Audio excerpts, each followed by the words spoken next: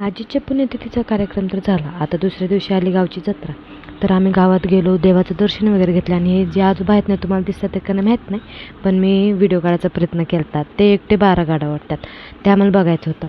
मुलांना इथं खेळणी वगैरे घेतली आणि त्यांच्या नादातच आम्हाला हे बघायचं होतं, ते राहूनच गेलं. इकडे गाड्या तर त्यांच्या ओढून पण झाल्या होत्या. असो, आम्हाला त्या दिवशी काही खाणं वगैरे झालं नाही, त्यामुळे भावाने आहे ना दुसऱ्या दिवशी आम्हाला अशी ट्रीट दिली होती. शेजवान, चिली राईस, काय काय होतं, खूप काय काय होतं. मुलं खातच होती, तर आम्ही नूडल्सही मागवले होते. मुलांच्या फरमाईशीनुसार आम्ही आईस्क्रीमही घेतलं आणि घरी जाऊन खाल्लं. आईला वगैरे दिलं, चिल्ल्या पिल्यांना वाटलं आणि आम्हीही खाल्लो.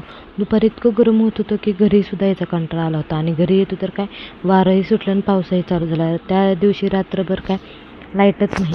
असो, दुसऱ्या दिवशी वहिनीने मस्तपैकी छोले, चपाती, भात असा बेत केला होता. आम्ही करमायला गेलो होतो आणि त्यावेळेस शॉपिंग केली होती. याचाही व्हिडिओ मी नक्की टाकेन. रात्रीच अचानक मामांचा फोन आला, या माघारी, म्हणून आम्ही दुधाच्या गाडीत माघारी गेलो. यायचंही दुधाच्या गाडीत आणि जायचंही दुधाच्या गाडीत. आलो घरी, त्या दिवशी लगे आता तिळही काढायला चालू झाले. रानात गेलो आणि तिळ काढून आणले. तिथे मला दिसलं हे शाईचं झाड. आम्ही शाळेत जायचो आणि त्यावेळेस खूप खेळायचो. जे बरं कामने नाही येते शाई म्हणायचं. तुमच्या इकडेला काय म्हणतात मला कमेंट करून नक्की सांगा. अचानक पाऊस सुरू झाला म्हणून आम्हाला घरी जावं लागलं. असो, भेटू पुढच्या ब्लॉगमध्ये. तोपर्यंत बाय.